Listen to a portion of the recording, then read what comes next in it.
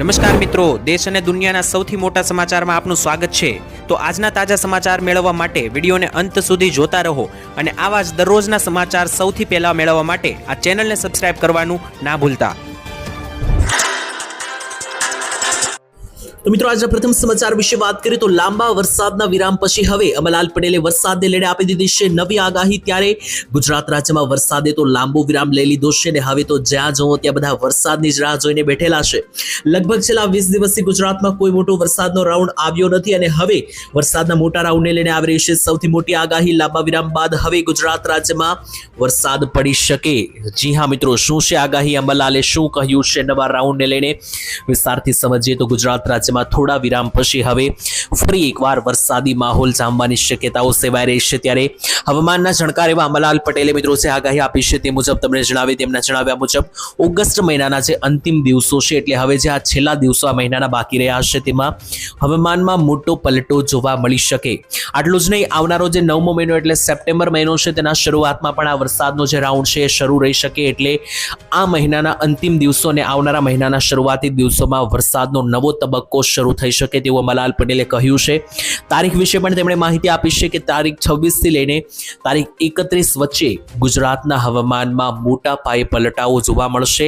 અમરલાલ પટેલના અંદાજ મુજબ 26 તારીખથી લઈને 31 તારીખ દરમિયાન ગુજરાતના વાતાવરણમાં વરસાદી માહોલ જામી શકે અને આટલું જ નહીં મિત્રો, આ સમયગાળા દરમિયાન રાજ્યના વિવિધ વિસ્તારોમાં હળવાથી લઈને ભારે ઝાપટા સુધીના વરસાદી જે છે મિત્રો માહોલ જોવા મળી શકે ને એટલું જ નહીં, મજબૂત વરસાદી સિસ્ટમ બનવાની શક્યતા છે જેથી અસર જે છે તે ગુજરાત સુધી પહોંચી શકે અને ગુજરાતમાં ફરી એકવાર મેઘમહેર જે છે તે મિત્રો થતી જોવા મળી શકે। જો કે મિત્રો આમ જોવા જઈએ તો અમરલાલે તો આગાહી આપી, પરંતુ વેધર મોડેલો જોઈએ તો વેધર મોડેલો જોતા લાગી રહ્યું નથી કે કોઈ મોટો વરસાદ આવે, કારણ કે ECMWF ના જે વેધર મોડેલો આવ્યા છે મારી પાસે અને GFS વેધર મોડેલ છે, બંને વેધર મોડેલ જોતા એવું લાગી રહ્યું છે કે ગુજરાતમાં વરસાદ આવશે તો પણ એકદમ સામાન્ય જ રહેવાનો છે। એટલે કોઈ એવા મોટા 7, 8, 10 ઇંચ જેવા વરસાદના રાઉન્ડની હમણાં મિત્રો જે છે તે 31 તારીખ સુધી તો કોઈ સંકેતો દેખાતા નથી, પરંતુ અમરલાલ પટેલે આગાહી આપી છે કે જે ખાસ ગુજરાતમાં ફરી એકવાર માહોલ સુધરશે અને વરસાદી માહોલ બની શકે। ત્યાર પછી જોઈએ તો દારૂબંધી અંગે નીતિન પટેલની મોટી જાહેરાત। જી હા મિત્રો, દારૂબંધી જો ગુજરાતમાં હટાવવામાં આવે તો સરકારને હજારો કરોડો રૂપિયાની આવક થઈ શકે છે તેવું નીતિન પટેલે કહ્યું। મિત્રો અત્યારે દારૂ અને દારૂબંધી આ એક ચિંતાનો વિષય છે અને ચર્ચાનો વિષય છે। ગુજરાતમાં લઠ્ઠાકાંડ જે થયો ભાવનગરમાં 13 લોકોએ પોતાના જીવ ગુમાવ્યા છે, ત્યારે આ જે જીવ ગુમાવ્યા ત્યારે પછી કોની જવાબદારી એ તો હજુ સુધી કોઈ વાત મળી નથી, પરંતુ હવે ગુજરાતમાં દારૂબંધી આગળ રાખવી જોઈએ કે દારૂબંધી હટાવી દેવી જોઈએ તે એક ચર્ચાનો વિષય બન્યો છે સોશિયલ મીડિયા પર। અને આના ઉપર ગુજરાતના પૂર્વ ગૃહમંત્રી રહી ચૂકેલા અને પૂર્વ ડેપ્યુટી CM રહી ચૂકેલા જે નીતિનભાઈ પટેલ છે તેમણે પોતાનું અનુમત આપ્યું છે, એટલે પોતાનો જે ભાવ છે તે અહીંયા વ્યક્ત કર્યો છે। શ્રાવણ મહિનાના બીજા સોમવારે પૂર્વ નાયબ મુખ્યમંત્રી નીતિનભાઈ પટેલ સહપરિવાર સાથે ગીર સોમનાથ પહોંચ્યા હતા અને ત્યાં સોમનાથ મહાદેવના દર્શન કરીને તેમણે શીશ ઝુકાવ્યું હતું। રાજ્યમાં સારો વરસાદ થાય, ખેડૂતોને રાહત મળે અને લોકોનું જીવન સુધરે એ માટે તેમણે સોમનાથ મહાદેવને પ્રાર્થના પણ કરી અને દર્શન કર્યા બાદ તેઓ મીડિયા સાથે વાતચીતમાં પણ આવ્યા હતા અને મીડિયાએ તેમને જ્યારે સવાલ પૂછ્યો ત્યારે ગુજરાતમાં દારૂબંધી અંગે નીતિનભાઈ પટેલે કહ્યું કે દારૂબંધી હટાવવામાં જો આવે તો સરકારને હજારો કરોડ રૂપિયાની આવક ગુજરાતમાં થઈ શકે। જો કે આવક કરતા રાજ્યના કાયદા વ્યવસ્થા અને લોકોની સુરક્ષા વધુ મહત્વની છે, એટલે જ ગુજરાતમાંથી જે દારૂબંધી છે તે હટાવવામાં આવશે નહીં, દારૂબંધી યથાવત રહેશે। તેમના મતે ગુજરાતમાં કાયદો વ્યવસ્થા મજબૂત રહેવામાં દારૂબંધીની પણ મહત્વની ભૂમિકા છે અને મોટાભાગના લોકો દારૂબંધીના સમર્થનમાં છે। એટલે મિત્રો નીતિનભાઈ પટેલનું અહીંયા કહેવું છે કે જો સરકાર દારૂબંધી હટાવી દે અને ગુજરાતમાં ખુલ્લેઆમ જો દારૂ વહેંચવા દે તો એનાથી સરકારને જ ફાયદો છે, સરકારને જ હજારો કરોડ રૂપિયાની જે છે તે મિત્રો ખાસ કરીને સરકારને હજારો કરોડ રૂપિયાની આવક થઈ શકે તેવું તેમણે કહ્યું। પરંતુ આ આવક જરૂરી નથી, લોકોની સુરક્ષા જરૂરી છે, કાયદો કાનૂન જરૂર છે અને કાયદા અને લોકોની સુરક્ષા માટે દારૂબંધી જે છે તે ખાસ કરીને હોવી જોઈએ અને ગુજરાતમાં દારૂબંધી હોવાને કારણે જ ઘણા બધા કાયદા અને જે સુરક્ષા વ્યવસ્થા છે જળવાઈ રહે છે। આ મામલે મિત્રો તમારો ભાવ શું છે, તમારો મત શું છે, નીચે કોમેન્ટમાં તમારા માટે કોમેન્ટ બોક્સ ખુલ્લું છે, જે મજા આવે લખીને જણાવી આપજો। ત્યારબાદ મહત્વના સમાચાર વિશે વાત કરીએ તો ખેતર મારું છે તો થાંભલો તમારો કેમ, આવા સવાલ પૂછવામાં આવ્યા છે ગોપાલ ઇટાલિયા તરફથી. ત્યારે ખેતરમાં મિત્રો વીજ થાંભલાઓ જે નાખવામાં આવી રહ્યા છે આ એક ચર્ચાનો વિષય બની ગયો છે ગુજરાતમાં હવે. ત્યારે મોરબીથી લઈને સૌરાષ્ટ્રના ઘણા બધા જિલ્લાઓમાં મિત્રો જે ખેતરો છે તેમાં વીજળીની કંપનીઓ થાંભલાઓ નાખી રહી છે ખેડૂતોને પૂછ્યા વગર, અને જે પણ ખેડૂતોના ખેતરમાં થાંભલા નાખવામાં આવે છે અને કોઈ યોગ્ય વળતર મળતું નથી તેવા ઘણા બધા ખેડૂતોના દાવા છે. ખેડૂતો આના માટે બધું જ કરી વળ્યા છે, રસ્તા ઉપર ઉતર્યા, આંદોલન કર્યું, 1000 ટ્રેક્ટર સાથે ગાંધીનગર કૂચ સુધી મિત્રો જે છે તે ખેડૂતોએ કરી લીધું છે. ઇવન હડતાળ એટલે કે ભૂખ હડતાળ પણ કરી લીધી છે. પરંતુ હવે મિત્રો તમને જણાવી તો આ મુદ્દે ગોપાલ ઇટાલિયાએ મોટી માહિતી આપી છે. જુનાગઢ જિલ્લામાં જે ગોપાલ ઇટાલિયા વિસાવદરના ધારાસભ્ય બન્યા છે, ગોપાલ ઇટાલિયાએ ખેડૂતો સાથે મળીને રજૂઆત કરી હતી. ઇટાલિયાના જણાવ્યા પ્રમાણે ઘણા બધા જિલ્લાઓની અંદર અને તાલુકાઓમાં ખેડૂતોને અસર કરતા વિવિધ પ્રશ્નો અંગે જુનાગઢ જિલ્લા કલેક્ટર કચેરીએ તેમણે મિત્રો રજૂઆત પણ કરી. ત્રીજો મુદ્દો વીજ લાઇનને લઈને ખેતરોમાં નાખવામાં આવતા જે થાંભલા સાથે સંકળાયેલો છે. ખેડૂત હિત રક્ષા સમિતિ તરફથી રમેશભાઈના નેતૃત્વમાં આ અંગે રજૂઆત પણ કરવામાં આવી. ગોપાલ ઇટાલિયાએ જણાવ્યું તે પ્રમાણે મિત્રો જેતપુર શાહપુર વિસ્તારમાં 66 કિલોવોલ્ટ અને 220 કિલોવોલ્ટની વીજ લાઇન નાખવામાં આવી રહી છે. તેના માટે કેટલાક ખેડૂતોના ખેતરોમાં થાંભલા પણ ઊભા કરવામાં આવી રહ્યા છે. હવે મિત્રો ખેડૂતોનો આક્ષેપ એ છે કે જમીનનો ઉપયોગ ખેડૂતોનો થઈ રહ્યો છે, તો જમીનનો ઉપયોગ થવા છતાં પણ તેમને યોગ્ય વળતર ચૂકવવામાં કેમ નથી આવતું. આ મુદ્દે ખેડૂતો તરફથી વળતરની માંગ કરવામાં આવીને ગોપાલભાઈ ઇટાલિયાએ તો એમ પણ કહ્યું કે જો ખેતર મારું છે તો થાંભલો તમારો કેમ. સાથે જ ખેડૂતોની માંગ છે કે તેમના ખેતરમાં વીજ વિભાગનો થાંભલો નાખવામાં આવે તો વાંધો નથી, પણ જમીનના ઉપયોગ બદલ યોગ્ય પૂરેપૂરું વળતર મળવું જોઈએ. તો મિત્રો વળતર, વીજળી થાંભલો આ બધી વસ્તુઓ છેલ્લા 3 મહિનાથી ચાલી આવી રહી છે. હજુ આનો ક્યાંય ઉકેલ પડ્યો હોય તેવું લાગી રહ્યું નથી. બાકી મિત્રો તમારા ગામમાં, તમારા એરિયામાં શું મિત્રો ચાલી રહ્યું છે? વીજ થાંભલા નાખવામાં આવી રહ્યા છે કે નહીં? નાખવામાં આવે તો ખેતરમાં કેટલા રૂપિયા આપવામાં આવી રહ્યા છે? વળતર શું આપવામાં આવી રહ્યું છે? એક વખત જરૂરથી કોમેન્ટમાં લખજો જેથી બીજા ખેડૂતોને પણ જાણ થઈ શકે. ત્યાર પછીના મહત્વના સમાચાર તો વરસાદે ખેડૂતોને રડાવી દીધા અને ગુજરાતમાં દુષ્કાળ જાહેર કરવાની માંગ ઉઠાવવામાં આવી રહી છે ઘણા બધી જગ્યાઓએ. ત્યારે મિત્રો જણાવીએ તો આ વર્ષનો વરસાદ એટલો ઓછો પડ્યો છે કે માનવામાં ના આવે. જ્યાં મિત્રો દેવભૂમિ દ્વારકા અને ગીર સોમનાથ આ એ જિલ્લાઓ છે કે જ્યાં ગયા વર્ષે 2025માં જ્યારે વરસાદનો પહેલો રાઉન્ડ આવ્યો હતો તો ગયા વર્ષે પહેલા જ રાઉન્ડમાં દ્વારકા અને ગીર સોમનાથમાં 18 ઇંચના વરસાદ ગયા વર્ષે પડ્યા હતા. અને અત્યારે જ્યારે ગુજરાતમાં ચોમાસાના વિદાયને હવે 1 મહિનાની પણ રાહ નથી, ત્યારે આ વર્ષે દ્વારકામાં માત્ર 2.5 ઇંચથી ઓછો વરસાદ આખી સિઝનનો નોંધાયો છે. એ જ રીતે મિત્રો માત્ર દ્વારકા જ નહીં, દ્વારકામાં માત્ર 6% વરસાદ જ આ વર્ષનો પડ્યો. પોરબંદરમાં માત્ર 18%, જામનગરમાં માત્ર 28%, કચ્છમાં 30%, ગીર સોમનાથમાં 46%, રાજકોટમાં 48%, અરવલ્લીમાં 47% અને સાબરકાંઠા જિલ્લામાં પણ 46% વરસાદ જ પડ્યો છે. આ બધા આંકડા જોઈને મિત્રો ડર લાગી જાય તેવા આંકડા છે. કારણ કે એક વખત વિચારો દ્વારકાના ખેડૂતો પર શું વીતી હશે કે લાખો રૂપિયાના ખર્ચે તેમણે બિયારણ લીધું, બધી વસ્તુઓ કરી અને ત્યાર પછી માત્ર 2.5 ઇંચનો વરસાદ જો આખા વર્ષમાં આખી સિઝનમાં પડે તો આનાથી તમે અનુમાન લગાવી શકો કે શું હાલત હશે. અને હાલ મિત્રો જણાવીએ તો હજુ પણ આ હાલત ક્યાંય સુધરતી હોય તેવું દેખાઈ રહ્યું નથી, કારણ કે સિસ્ટમ હજુ પણ નબળી જ પડી રહી છે. આ આંકડાઓ દર્શાવે છે કે રાજ્યના 8 જિલ્લાઓમાં સિઝનનો 50% કરતાં પણ ઓછો વરસાદ એટલે સામાન્યથી નબળાથી પણ નબળું ચોમાસું રહ્યું છે.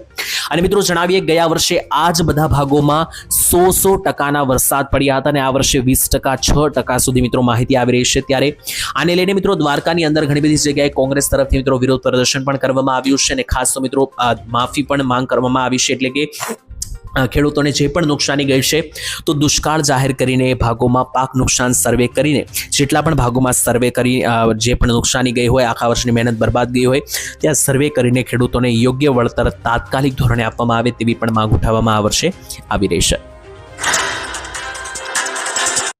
ત્યાર પછી જોઈએ તો મોંઘવારી પીછો નહીં છોડે તેવું લાગી રહ્યું છે, કારણ કે મિત્રો ગુજરાત રાજ્યમાં દરરોજ સમાચાર આવે અને દરરોજ એક વસ્તુઓના ભાવ વધી રહ્યા છે. છેલ્લા 7 દિવસથી મિત્રો હું તમને સમાચારમાં જણાવી રહ્યો છું. તેમાં ગઈકાલે મિત્રો જે છે મિત્રોને ખાંડના ભાવ વધારાની માહિતી આપી હતી. એની પહેલા ઘઉંના ભાવ વધ્યા, એની પહેલા ડુંગળી કાંદાના ભાવ વધ્યા, એની પહેલા ગેસ સિલિન્ડરના ભાવ વધ્યા હતા અને એની પહેલા મિત્રો જ્યારે આ યુદ્ધ ચાલ્યું ત્યારે પેટ્રોલની અંદર મિત્રો ભાવ વધારો થયો. એની પહેલા ગેસ સિલિન્ડરનો ભાવ પણ વધ્યો છે. દૂધના ભાવ પણ ગયા મહિનાની અંદર વધ્યા છે. ગયા અઠવાડિયાની અંદર ખાદ્ય તેલના ભાવ વધ્યા છે. તો હવે કશું બાકી નથી. નથી રહ્યું, કારણ કે જે બાકી હતું એના પણ આજે ભાવ વધારો થઈ ગયો. જ્યાં મિત્રો શું વસ્તુ બાકી હતી ને આજે કઈ વસ્તુ મોંઘી થઈ તેના વિશે માહિતી આપું તો દેશભરમાં જે ઝડપ સાથે ખાવા પીવાની ચીજ વસ્તુઓ મોંઘી થઈ રહી છે તો લાગી રહ્યું છે કે મધ્યમ વર્ગ અને ગરીબ વર્ગના પરિવારોને હવે ખાવા પીવાની વસ્તુઓ માટે પણ વલખા મારવા પડશે, કારણ કે ખાંડથી લઈને ડુંગળી ઘઉં બધું મોંઘું થયું, ખાદ્ય તેલ મોંઘું થયું, ત્યાં સુધી તો ઠીક હતું, પરંતુ હવે તો રસોડામાં મિત્રો જે જોવા મળતું કઠોળ છે તે પણ હવે મોંઘું થયું છે. જી હા, મોંઘવારીનો માર હવે કઠોળ સુધી પહોંચી ગયો છે. ત્યારે એવામાં મિડલ ક્લાસ લોકો, મધ્યમ વર્ગના રસોડાનું બજેટ તદ્દન ખોરવાઈ ચૂક્યું છે. તહેવારોની સિઝન એક તો ઉપર આવી ગઈ છે, કારણ કે હવે ગુજરાતમાં મોટા મોટા તહેવારો આવવાના છે આવનારા સમયમાં. જન્માષ્ટમી, રક્ષાબંધન, પછી મિત્રો ગણેશ ઉત્સવ, નવરાત્રી, આ બધા તહેવારોની વચ્ચે સિઝનમાં ખાવા પીવાની વાનગીઓ લોકો બનાવતા હોય છે. જન્માષ્ટમી ઉપર, ગણેશ ઉત્સવ ઉપર લાડવા છે, ફાફડા છે, આ બધી વસ્તુઓ મિત્રો લોકો બનાવતા હોય છે, પરંતુ હવે કઈ રીતે બનાવવું, કારણ કે ખાંડના ભાવ લગભગ મિત્રો જે છે તે હવે 75 આસપાસ બધે પહોંચી ચૂક્યા છે, જે મિત્રો આજથી 1 મહિના પહેલા 45 હતા. વાત કરીએ તેલની તો તેલ પણ મોંઘું, ને અત્યારે હાલ સમાચાર આવી રહ્યા છે જે દાળ આવે છે, મસૂર દાળ, આ બધી દાળો પણ હવે કઠોળ રીતે મોંઘી થઈ છે. ત્યાર પછીના મહત્વના સમાચાર, તો જો ખેતી બંધ કરશો તો ખાશો શું, તેવા મહત્વના સમાચાર આવી રહ્યા છે, કારણ કે ખેડૂતો હવે ખેતી કરવી મોંઘી પડી રહી છે. મિત્રો હવે તો આંકડાઓ પણ આવવા લાગ્યા છે કે ખેડૂતો હવે ખેતી છોડી રહ્યા છે. જે હા મિત્રો, એક એવો ડાટા સામે આવ્યો છે, એવો આંકડો સામે આવ્યો છે કે જાણીને તમે પણ ચોંકી જાઓ. ગુજરાતમાં ઔદ્યોગિક વિકાસ અને શહેરીકરણની તેજ બની રહેલી ગતિ છે, તેને કારણે ચોંકાવનારી વિગતો સામે આવી છે. લેન્ડ યુઝ સ્ટેટિસ્ટિક મુજબ રાજ્યના છેલ્લા 5 વર્ષમાં ખેતીની જમીનો ઘટી છે, ખેતીની અંદર વાવેતરની જમીનો ઘટી છે. ગુજરાતના કુલ કૃષિ ક્ષેત્રમાં આશરે 1.83% જેટલો થાય છે. ત્યારે ભવિષ્ય માટે આ ખેતીને લઈને ચિંતાનો વિષય, કારણ કે જો ખેતી આવી રીતના ઓછી થઈ જશે, બંધ થઈ જશે તો આખરે ખાશો શું.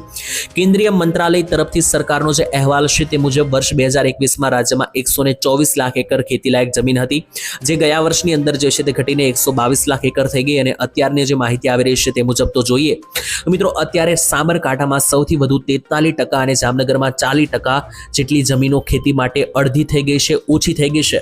અને આ જે ઝડપી મિત્રો જમીનો ઘટી રહી છે ખેતી માટેની, તેનું મુખ્ય કારણ છે શહેરીકરણ. ખેતીની જમીન ઘટવા પાછળ ઝડપી શહેરીકરણ મુખ્ય જવાબદાર પરિબળ છે, કારણ કે લોકો અમદાવાદ, સુરત, રાજકોટ અને વડોદરા જેવા શહેરોમાં સતત વિસ્તરણ પામી રહ્યા છે, જેથી લોકો પોતાની ખેતી માટેની જમીનો જે છે તે વહેંચી પણ રહ્યા છે, અને શહેરીકરણ જે થઈ રહ્યું છે તે મુખ્ય કારણ સામે આવ્યું. ત્યાર પછી જોઈએ તો 2000 રૂપિયાના હપ્તાને લઈને સૌથી મોટા સમાચાર. શું રક્ષાબંધને આવી રહ્યો છે 2000નો હપ્તો? મિત્રો એક સૌથી મોટા સમાચાર આવી રહ્યા છે. અત્યારે ઘણા બધા તહેવારો આવી રહ્યા છે, અને ઘણી વખત આપણે જોયું છે કે સરકાર તહેવારો ઉપર જ 2000 રૂપિયાનો હપ્તો જાહેર કરતી હોય છે, પરંતુ આ વર્ષે શું એવું થવાનું છે કે નહીં તેના ઉપર વિસ્તારથી સમજીએ તો મિત્રો છેલ્લો હપ્તો 23મો જે આવ્યો હતો, 20 જૂનના રોજ આવ્યો હતો. ત્યાર પછી હવે ખેડૂતોની એવી આશા છે કે દર 3 મહિને સરકાર હપ્તો આપે છે. તો જૂન મહિનામાં આવ્યો એટલે જુલાઈ, ઓગસ્ટ અને સપ્ટેમ્બર એટલે ગણેશ ચતુર્થી આસપાસથી લઈને રક્ષાબંધને હપ્તો આવી શકે તેવી મિત્રો ઘણા બધા ખેડૂતોને આશા છે. તેવામાં મિત્રો એક સમાચાર વહેતા થયા હતા કે રક્ષાબંધને ખેડૂતોને ખાતામાં હપ્તો જમા થશે.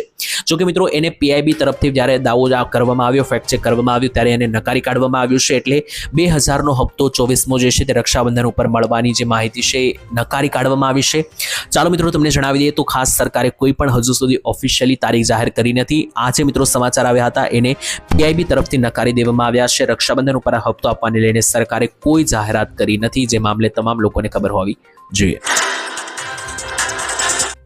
ત્યાર પછી જોઈએ તો નવરાત્રી ઉપર વરસાદ પડવાને લઈને નવી આગાહી સામે આવી રહી છે. તેના ઉપર વાત કરીએ તો મિત્રો દર વર્ષે જેવી રીતના વરસાદ નવરાત્રી ઉપર પડતો હોય છે, અને અંબાલાલ પટેલ એના વિશે અગાઉ આગાહી આપી દેતા હોય છે, તો આ વર્ષે પણ મિત્રો તેમણે આગાહી આપી છે. વાત કરીએ તો નવરાત્રી ઉપર વરસાદ છે કે નહીં એના વિશે વાત કરીએ તો ખેલૈયાઓને પણ જાણકારી મળે અને ખેડૂતોને પણ વાવણી પાણી કેવી રીતના કરવું છે જાણવા મળે, એટલા માટે વાત કરીએ તો હાલમાં મિત્રો અંબાલાલ પટેલે કહ્યું છે કે આ વર્ષે થોડું જે છે તે જોવાનું રહેશે, કારણ કે ચોમાસાની વિદાય બાદ જ્યારે વિદાય થઈ જશે ત્યાર પછી નવરાત્રીમાં પાછોતરો વરસાદ આવશે કે નહીં તેની શક્યતાઓ વર્તાઈ રહી છે.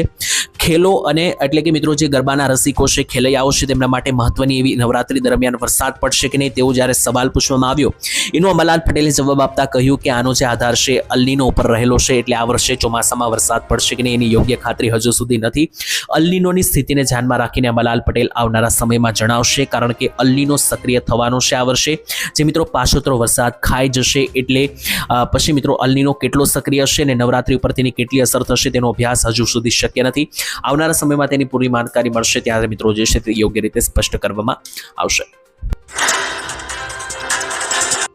ત્યાર પછીના મહત્વના સમાચાર બેંક હડતાળને લઈને આવી રહ્યા છે, ખાસ જાણી લેજો. જી હા મિત્રો, બેંકને લગતા કોઈ પણ કામ હોય તો તમારે આ સમાચાર જાણવા પડશે, કારણ કે માત્ર હડતાળ જ નહીં, મોટા મોટા તહેવારોની પણ રજા આવી રહી છે. સાતમ આઠમ આવી રહી, રક્ષાબંધન આવી રહી છે, ત્યારે આ બધા તહેવારોની પહેલા બેંક હડતાળને લઈને સૌથી મોટા સમાચાર. બેંકમાં કોઈ પણ નાનું મોટું કામ હોય અથવા બેંકમાં પૈસા પડેલા હોય તો આ જે પણ માહિતી આવી રહી છે એના વિશે જાણવું જરૂરી.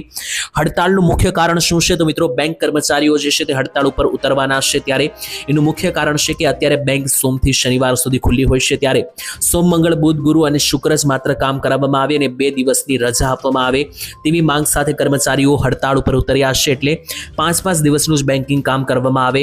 અઠવાડિયામાં 5 દિવસ કામ કરવાની મંજૂરીને લઈને મિત્રો જે છે તે હડતાળ કરવામાં આવી રહી છે. ત્યારે મિત્રો માહિતી આપી રહી છે તે અનુસાર આ સ્કીમમાં સ્કેલ આઈબી એટલે કે 4 અને તેનાથી ઉપરના જે અધિકારીઓ છે તેમને અપ્રમાણસર લાભ આપવામાં આવી રહ્યો છે, જેનો યુનિયન વિરોધ કરી રહ્યું છે.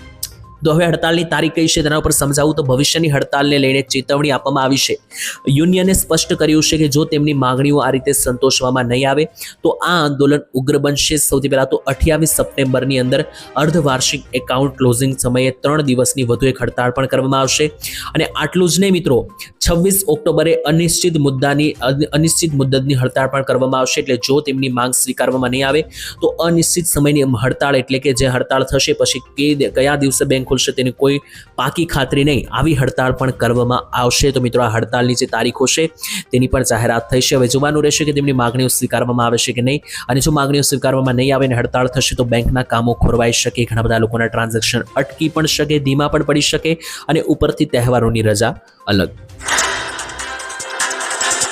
ત્યાર પછીના મહત્વના સમાચાર. ચૈતર વસાવાના જામીન નામંજૂર કરવામાં આવ્યા છે. જી હા દર્શક મિત્રો, આમ આદમી પાર્ટીના નેતા અને ધારાસભ્ય ચૈતર વસાવાની મિત્રો જે ખાસ કરીને ધરપકડ કરવામાં આવી હતી. મુખ્ય કારણ હતું કે મિત્રો વન્ય જે અધિકારીઓ છે, વન્ય કેટલાક કર્મચારીઓ છે તેમના ઉપર હુમલાને લઈને મિત્રો જે છે તે ખાસ કરીને ચૈતર વસાવાને જે છે તે મિત્રો ધરપકડ કરવામાં આવી હતી. ત્યાર પછી તેમણે જામીન માટે અરજીઓ પણ લોકલ કોર્ટમાં પણ કરી હતી, તે મિત્રો ફગાવી દેવામાં આવી હતી. ત્યાર પછી ગુજરાત હાઈકોર્ટમાં ચૈતર વસાવાએ જામીન માટે અરજી કરી હતી.